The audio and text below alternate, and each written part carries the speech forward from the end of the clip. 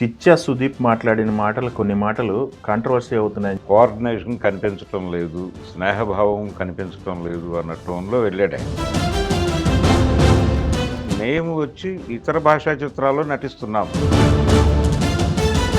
ఏ భాషా నటుడు మా చిత్రాల్లో నటించడానికి అంగీకరించడం లేదు.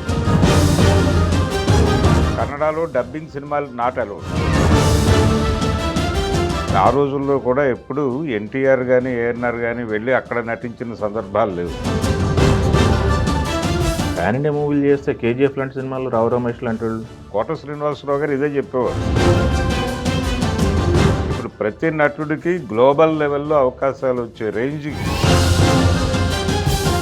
మన జేమ్స్ కెమెరూన్ స్ట్రైట్గా వీడియో కాల్ చేసి ఆ ఆరోపణ చేయటంలోనే కొంత గందరగోళం ఉంది. ఒక రాంగ్ సిగ్నల్గా వెళ్ళే అవకాశం ఉంది ప్రపంచంలో. భరద్వాజ గారు, కిచ్చా సుదీప్ మాట్లాడిన మాటలు కొన్ని మాటలు కాంట్రవర్సీ అవుతున్నాయని చెప్పేసి వార్త చూశారు కదా? అది చూశాను. ఒక ఇంటర్వ్యూలో మాట్లాడిన. అవును, సౌత్ ఇండియన్ ఫిల్మ్ హీరోల్లో కానీ ఆర్టిస్టుల్లో కానీ కోఆర్డినేషన్ కనిపించటం లేదు, స్నేహభావం కనిపించటం లేదు అన్న టోన్లో వెళ్ళాడు ఆయన. అంటే కన్నడ ఆర్టిస్టులు చాలామంది తెలుగు తమిళ సినిమాల్లో కనిపిస్తూనే ఉన్నారు. మలయాళంలో చాలా రిస్ట్రిక్టెడ్గానే ఉన్నారు వాళ్ళు. కానీ మలయాళ తారలు కూడా ఇతర భాషా చిత్రాల్లో నటిస్తున్నారు. మోహన్ లాల్ గారు కానీ, అవును, మమ్ముట్టి గారు కానీ వీళ్ళందరూ చేస్తూనే ఉన్నారు. వాళ్ళు తమిళ్లోనూ చేశారు, తెలుగులోనూ చేశారు. స్ట్రైట్ తెలుగు సినిమాలు చేస్తున్న వాళ్ళు కూడా ఉన్నారు. అవును, కిచ్చా సుదీప్ కూడా చేశాడు. అలాగే ఆయన చెప్తున్నట్టుగా శివరాజ్ కుమార్ కూడా చేస్తున్నాడు. ఇప్పుడు చేస్తున్నాడు, ఇంతకుముందు కూడా చేశాడు. పెద్దగా ఇబ్బంది పడలేదు. ఇంతకుముందు రాజ్ కుమార్ గారు కూడా చేశారు గతంలో. కానీ ఆ రోజుల్లో కూడా ఎప్పుడు ఎన్టీఆర్ కానీ ఏఎన్ఆర్ కానీ వెళ్ళి అక్కడ నటించిన సందర్భాలు లేవు. కానీ రాజ్ కుమార్ గారు ఇలా ఈ ప్రాజెక్టుల్లో కనిపించిన సందర్భాలు ఉన్నాయి. ఓకే. అంటే ఎందుకు జరుగుతోంది ఇది అంటే కన్నడ ఇండస్ట్రీకి సంబంధించి చాలా ప్రత్యేకంగా అక్కడ చాలా పరిమితులు ఉన్నాయి. మార్కెట్ పరిమితులు చాలా స్పష్టంగా ఉన్నాయి. ఇప్పుడు మీరు బయట సినిమాల్లో నటిస్తున్నారు అంటే మార్కెట్ విస్తృతి కోసం నటిస్తున్నారు, మార్కెట్ పెంచుకోవటం కోసం నటిస్తున్నారు. మీరు చేసిన కన్నడ సినిమాలను ఇక్కడ డబ్ చేసి రిలీజ్ చేయడం ద్వారా మీరు కొంత రెవెన్యూ పొందుతున్నారు. ఓకే. డబ్బింగ్ హక్కులు అమ్ముకోవడం ద్వారా. అసలు కంప్లైంట్ ఏంటి ఆయనది? ఆయన కంప్లైంట్ ఏంటంటే మేము వచ్చి ఇతర భాషా చిత్రాల్లో నటిస్తున్నాం. నేను నటిస్తున్నాను, అలాగే శివరాజ్ కుమార్ నటిస్తున్నాడు. కానీ ఏ భాషా నటుడు మా చిత్రాల్లో నటించడానికి అంగీకరించడం లేదు. ఓకే. ఓకే. నేను వాళ్ళతో స్నేహం చేస్తున్నాను. కొన్ని సందర్భాల్లో డబ్బులు తీసుకోకుండా నటించాను పరభాషా చిత్రాల్లో. కానీ ఏ హీరోని అడిగినా కానీ నవ్వుతూ రిజెక్ట్ చేస్తున్నారు తప్ప ఎవరు వచ్చి కన్నడ సినిమాల్లో ప్రత్యేక పాత్రలు నటించటం లేదు అనేది గొడవ. ఓకే. గెస్ట్ రోల్స్ కానీ ముఖ్యమైన పాత్రలు కానీ ఏది చేయట్లేదు అని. అది ఈ రోజే కాదు, గతంలో కూడా ఆ ఇండస్ట్రీ ప్రారంభమైనప్పుడు కూడా రాజ్ కుమార్ గారు అడపాదడపా వచ్చి ఇక్కడ చేశాడు. అంతే తప్ప వీళ్ళు వెళ్ళి చేసిన సందర్భాలు లేవు. శివాజీ గణేశన్ గారు కానీ ఎవరు. ఎందుకు జరుగుతోంది ఇట్లా అంటే ఆ మార్కెట్కు ఉన్నటువంటి లిమిటేషన్. మీరెందుకు చేస్తున్నారు బయట అంటే మీకు కూడా ఒక అచీవ్మెంట్ ఉంది. మీరు ఇక్కడ ఆడియన్స్కి కనెక్ట్ అవ్వటం వలన ఇప్పుడు ఈగ సినిమా ద్వారా ఆయన కనెక్ట్ అయ్యాడు. అవును. కనెక్ట్ అయిన మరుక్షణం ఆయన నటించినటువంటి పాత సినిమాలు కన్నడలో వచ్చిన అంతకుముందు వచ్చిన సినిమాలు కూడా తవ్వి తీసి తెలుగులో డబ్ చేసి ఇక్కడ రిలీజ్ చేశారు. అవును. చేయటం ద్వారా కొంత లాభం పొందారు కదా. అలాగే జరుగుతుంది. మార్కెట్టే ఏదైనా డిసైడ్ చేసేది. అంతిమంగా ఇప్పుడు పరిస్థితి టోటల్గా మారిపోయింది. ప్రతి పరిశ్రమ నుంచి పాన్ ఇండియా ప్రాజెక్ట్స్ వస్తున్నాయి. ఇప్పుడు అక్కడి నుంచి కూడా పాన్ ఇండియా ప్రాజెక్ట్ వచ్చింది. కాంతారా సినిమా వచ్చింది. అది అన్ని లాంగ్వేజెస్లోనూ మంచి రెవెన్యూస్ తీసుకెళ్ళింది, 2 భాగాలు కూడా. కాబట్టి ఇప్పుడు ఏ నటుడు పరిమితులు లేవు, ఏ నటుడికి కూడా.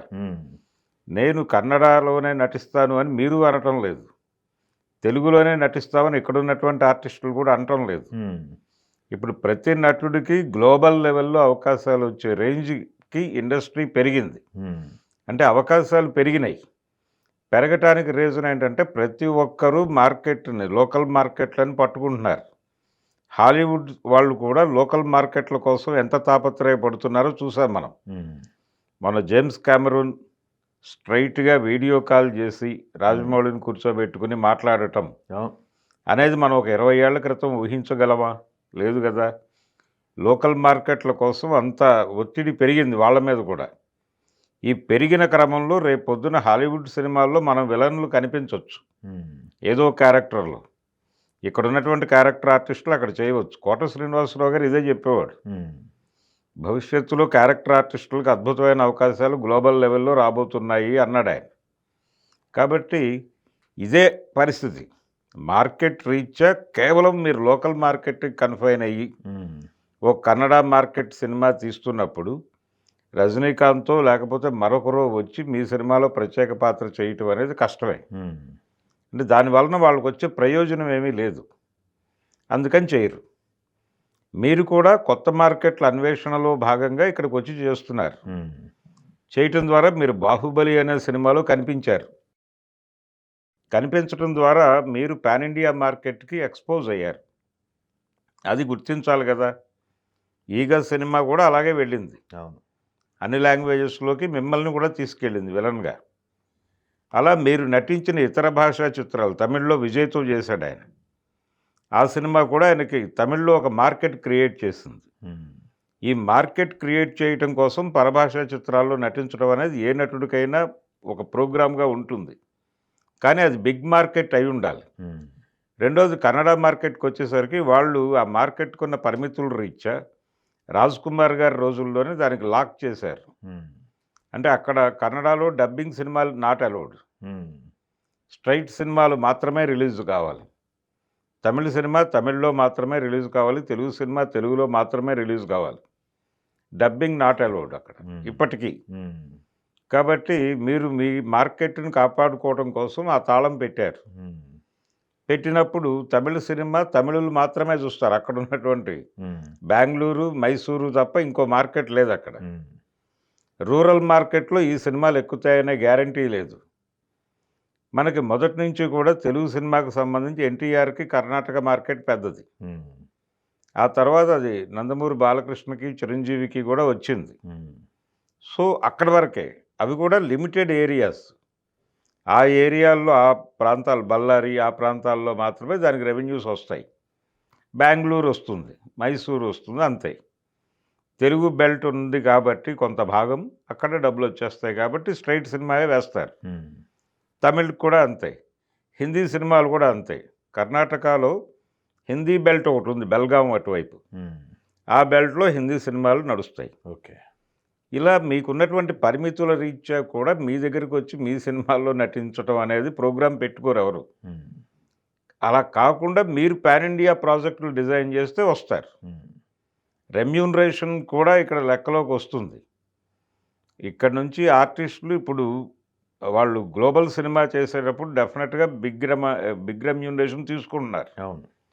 ఈ బిగ్ రెమ్యూనరేషన్‌కి వాళ్ళు టైం ఇచ్చేటప్పుడు మీరు ఫ్రెండ్లీగా అడిగినప్పటికీ మీకు టైం కేటాయించాలంటే మళ్ళీ అక్కడ ఇది కూడా ఈ రెమ్యూనరేషన్ అనేది కూడా కౌంట్‌లోకి వస్తుంది. ఉమ్, మీరు బిగ్ మార్కెట్‌కి ఎక్స్‌పోజ్ అయ్యే సినిమాలు ఇప్పుడు 'కాంతార' లాంటి సినిమా ఏదన్నా సుదీప్ అటెంప్ట్ చేస్తే ఎందుకు నటించరు వీళ్ళందరూ? అవును. అలా చేసిన సందర్భాలు ఉన్నాయి కదా గతంలో. అవును. గతంలో సౌత్ ఇండియన్ మార్కెట్‌ని ఎక్స్‌ప్లోర్ చేస్తూ చేసినటువంటి కొన్ని సినిమాలు ఉమ్, నాగార్జునతో ఒక 2, 3 ప్రయత్నాలు చేశారు. ఉమ్, ఆ 2, 3 ప్రయత్నాలు కూడా నాగార్జున గారు కోఆపరేట్ చేశారు కదా వాళ్ళకి. yes. అసలెందుకు మనకి పాన్ ఇండియా మూవీలు చేస్తే 'కేజీఎఫ్' లాంటి సినిమాలు రావు రమేష్ లాంటి వాళ్ళు చేశారు కదా. Highest paid 'KGF' artist Prashanth కదా. నీలు ఉమ్, ప్రశాంత్ నీల్ చేస్తున్నటువంటి సినిమాల్లో ఆ ప్రాజెక్ట్‌లో అందరూ ఇన్వాల్వ్ అవుతున్నారుగా. ఉమ్, ఆయన అక్కడి నుంచి ఆ మార్కెట్ నుంచి వచ్చినవాడే కదా. ఉమ్, అందుకని పైగా ఇతను నటుడు మాత్రమే కాదు డైరెక్టర్ కూడా. ఉమ్, అందుకని మీరు పాన్ ఇండియా ప్రాజెక్టు హ్యాండిల్ చేయండి. అందరూ వస్తారు. ఉమ్, మీకు వీళ్ళందరికీ గౌరవప్రదమైన రెమ్యూనరేషన్ ఇచ్చి అకామిడేట్ చేసేటువంటి ఉమ్, ఒక అవకాశం చిక్కుతుంది మీరు ఎప్పుడైతే మార్కెట్ ఎక్స్పాన్షన్‌కి వెళ్ళారో ప్రాజెక్ట్ వైజ్. కాబట్టి ప్రాజెక్ట్ వైజ్ డిజైనింగ్‌లోకి ప్రపంచం వెళ్ళిపోయింది. వెళ్ళిపోయిన తర్వాత మీరు లోకల్ మార్కెట్ సినిమాల్లో నటించాలి అని అడగటం అనేది ఓకే. కుదరదు, చెయ్యరు. ఓకే. ఓకే. కాబట్టి ఆయన ఆ ఆరోపణ చేయటంలోనే కొంత గందరగోళం ఉంది. అంటే బ్రాడ్‌గా చూస్తేనేమో మేం చేస్తున్నాము, మీరు చేయట్లేదు అన్నట్టుగా ఉంటుంది. హ్మ్. కానీ మార్కెట్ వైజ్ చూస్తే గందరగోళం అర్థమవుతుంది క్లియర్‌గా. ఓకే. ఓకే. ఎందుకు చేయటం లేదు అనే దానికి ఒక రీజన్ ఉంది. ఆ రీజన్‌ని అర్థం చేసుకోవాలి. మీరెందుకు చేస్తున్నారో కూడా రీజన్ ఉంది. హ్మ్. మీరు మార్కెట్ ఎక్స్‌పాండ్ చేయటం ద్వారా మీకు వర్కౌట్ అవుతోంది. మీరు లోకల్ మార్కెట్‌కి చేసిన సినిమాలు కూడా మా దగ్గర 70 వస్తున్నాయి. మేము డబ్బింగ్ అలౌ చేస్తున్నాం తెలుగు మార్కెట్‌లో. హ్మ్. తమిళ్ మార్కెట్‌లో కూడా అలౌ చేస్తున్నారు. సుదీప్ సినిమాలు తమిళ్‌లో కూడా 70 డబ్బులు చేసుకుంటున్నాయి. హ్మ్.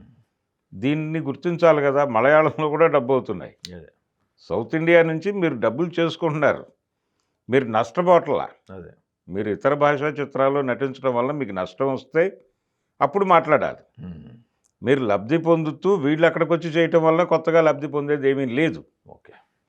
దీన్ని గుర్తించాలి. మీరు పొందుతున్న లాభానికి, మీరు పరభాషా చిత్రాల్లో నటించడం ద్వారా పొందుతున్న లాభంతో పోలిస్తే, ఈ తారలు కన్నడ లోకల్ మార్కెట్ సినిమాల్లో చేయటం వల్ల వీళ్ళకొచ్చే ప్రయోజనం ఏమీ ఉండదు. ఓకే. కాబట్టి ఒక పెద్ద ప్రయోజనాన్ని వదులుకొని చిన్న ప్రయోజనం కోసం వెళ్ళరు. ఓకే. రెండోది మీ మార్కెట్‌కి తాళం వేసుకొని కూర్చునున్నారు మీరిప్పటికీ. హ్మ్. కాబట్టి ఆ రిస్ట్రిక్షన్స్ అనేది ఖచ్చితంగా ప్రతి ఒక్కరి మెదళ్లలోనూ పనిచేస్తాయి. ఆ పరిమితిని కూడా గుర్తుంచుకుని వ్యవహరించాలి, మాట్లాడాలి. ఓకే. అందుకని వేగ్గా ఏదో ఇష్యూ చేశాను అని అనుకున్నాడు గానీ ఆయన, హ్మ్. లోతుల్లోకి వెడితే గందరగోళమే ఉంది ఆయన ఆర్గ్యుమెంట్‌లో. ఓకే. అందుకని ఇలాంటివి మాట్లాడటం వలన ఇబ్బంది కలుగుతుంది. ఓకే. అంటే స్నేహం అందటం లేదు, నేను స్నేహాన్ని పంచుతున్నాను, వాళ్ళు పంచటం లేదు అనేది ఆర్గ్యుమెంట్‌గా ఎస్టాబ్లిష్ కాదు. ఓకే.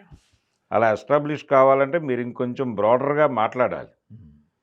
దీనివలన ఏమవుతుందంటే సుదీప్ చాలా సెంట్రిక్‌గా ఆలోచిస్తున్నాడు అనే అభిప్రాయం కలుగుతుంది మిగిలిన వాళ్ళకి. ఓకే. అది కలిగించకూడదు. మీకు ఇప్పటికీ మంచి అవకాశాలున్నాయి. ఆయన మంచి నటుడు. మంచి నటుడు. ఆయనకి ప్రతి చోట అవకాశాలున్నాయి. పిలుస్తున్నారు ఇప్పటికీ. కాబట్టి ఈ టైంలో ఈ కరెక్ట్ అంటే ఇప్పుడు ఆయన ప్రపంచ స్థాయి సినిమాల్లోకి వెళ్ళే టాలెంట్ ఉన్నటువంటి నటుడు. హ్మ్. ఈ టాలెంట్ ఉన్నటువంటి నటుడు ఇప్పుడు మార్కెట్ వైజ్ మాట్లాడటం మొదలుపెడితే, మా లోకల్ మార్కెట్‌లోకి ఎవరు రావడం లేదు, మా సినిమాల్లో నటించడానికి ఎవరు ఉత్సాహం చూపించటం లేదు హ్మ్. అనే మాట మాట్లాడటం వలన ఇది ఒక రాంగ్ సిగ్నల్‌గా వెళ్ళే అవకాశం ఉంది ప్రపంచంలోకి. ఓకే. కాబట్టి ఇలాంటి అద్భుతమైనటువంటి ఒక అవకాశం ఏర్పడినటువంటి సందర్భంలో ఇలాంటి వ్యాఖ్యలు ఆయనకే ఇబ్బంది. ఓకే. అందుకని కొంచెం కరెక్ట్ చేసుకొని మాట్లాడితే బావుంటుంది.